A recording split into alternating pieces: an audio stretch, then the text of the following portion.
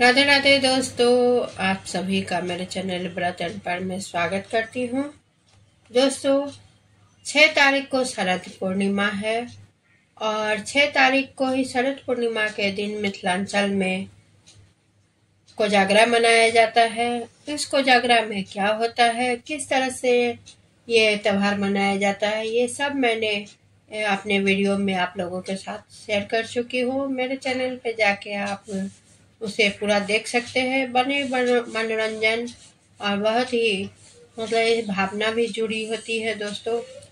और उसी दिन बंगाल उड़ीसा में भी लक्ष्मी पूजा की जाती है। जी हाँ दोस्तों, लक्ष्मी पूजा किस तरह से, क्योंकि हम सभी जानते हैं काली पूजा के दिन ही दिवाली या लक्ष्मी पूजा मनाई जाती है।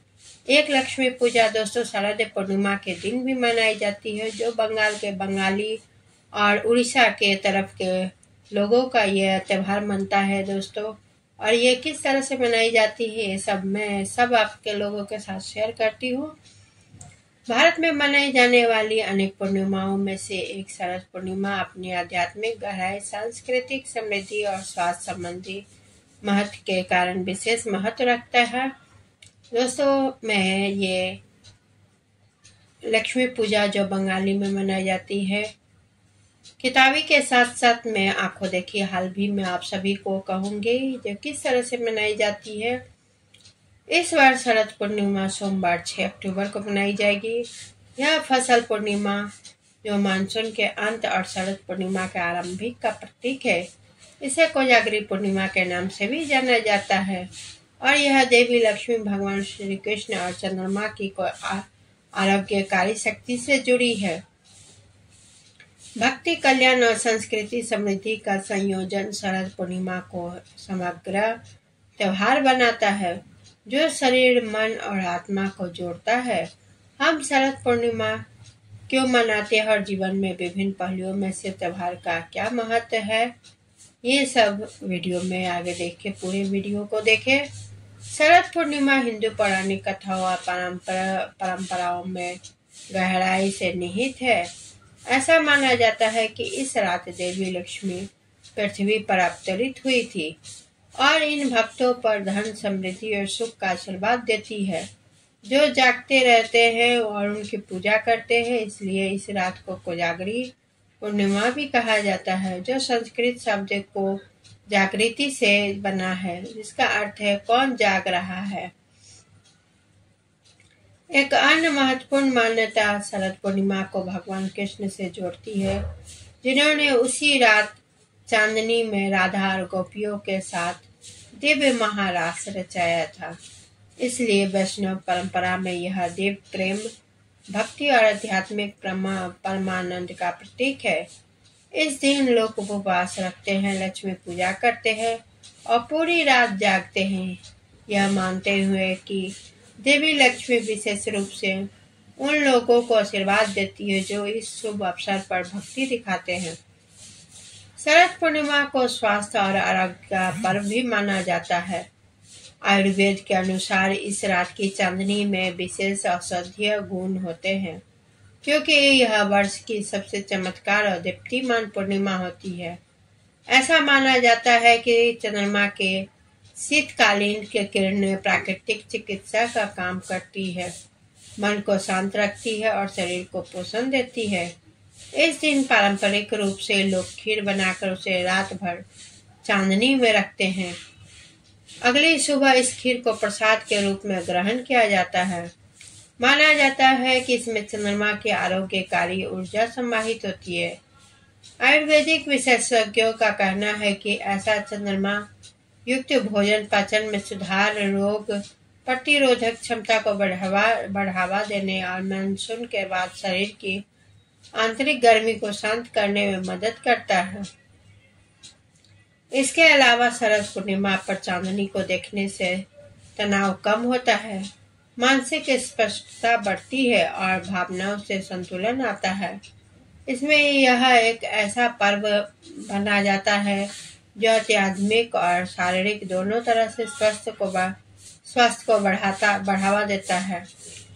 धार्मिक और स्वास्थ्य संबंधी पहलुओं के अलावा शरद पूर्णिमा का सांस्कृतिक महत्व भी गहरा है। भारत वर्ष के विभिन्न क्षेत्रों में इसे अनोखे तरीके और अनोखे रीति रिवाजों के साथ मनाया जाता है। बंगाल और उड़ीसा में शरद पूर्णिमा को लक्ष्मी पूजा के रूप में मनाया जाता है, जहां भक्त और समृद्धि के लिए देवी लक्ष्मी की पूजा करती है। महाराष्ट्र और गुजरात में लोग कोजागरी व्रत रखते हैं, जिससे वे पूरी रात को जाकर भक्ति गीत गाते हैं और सांस्कृतिक गतिविधियों में भाग लेते हैं। ब्रज में यह रात रासलीला से जुड़ी है, जिससे भगवान श्री कृष्ण और गोपियों के दिव्य नृत्य का मंचन होता है। ग्रामीण क्षेत्रों में यह फसल कटाई और प्रकृति की प्रति कृतज्ञता के उत्सव का प्रतीक है।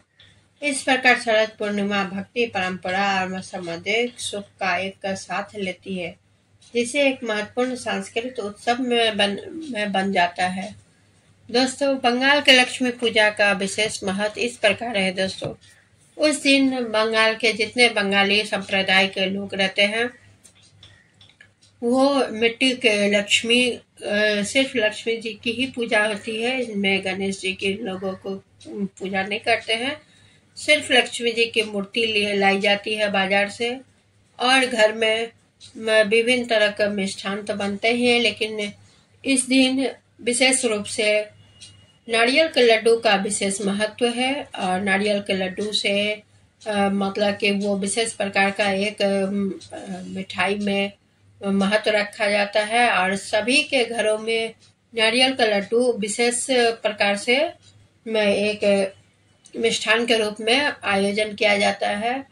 और घर के बाहरी इसमें दरवाजे के पास धान के एक तोड़न के रूप में, या यूं कहे एक लटकन के रूप में टांगा जाता है, जिससे लक्ष्मी माता धान की यह शीश देख के हमारे घर में पधारे, क्योंकि धन्य धान्य की देवी तो माता लक्ष्मी को ही मानी जाती है। इसलिए उन लोगों का यह विचार रहता है, विचार या ये यूं कहे कि उन लोगों का यह मत रहता है कि धन की लक्ष्मी लक्ष्मी देवी ही है।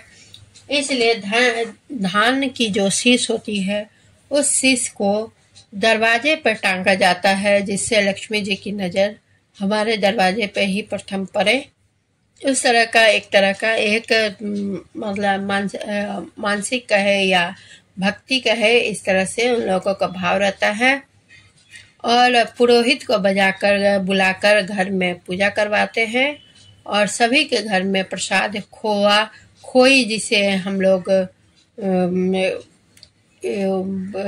धान के लावे का होता है, उसे खोई कहा जाता है। उस खोई से ही प्रसाद वो खोई रहता है। नारियल के लड्डू और विभिन्न प्रकार के और भी प्रसाद रहते हैं, लेकिन ये विशेष रूप से धान के लावे का प्रसाद और लड्डू का, नारियल के लड्डू विशेषता से रहते हैं। और इन लोग पुरोहित को बुलाकर पूजा करवाते हैं, पूजा करवा के फिर उसके बाद प्रसाद वितरण करते हैं, और इस तरह से इन लोगों का पूजा समाप्त होता है। दोस्तों, और इसी के साथ मैं भी विदा लेती हूँ। धन्यवाद।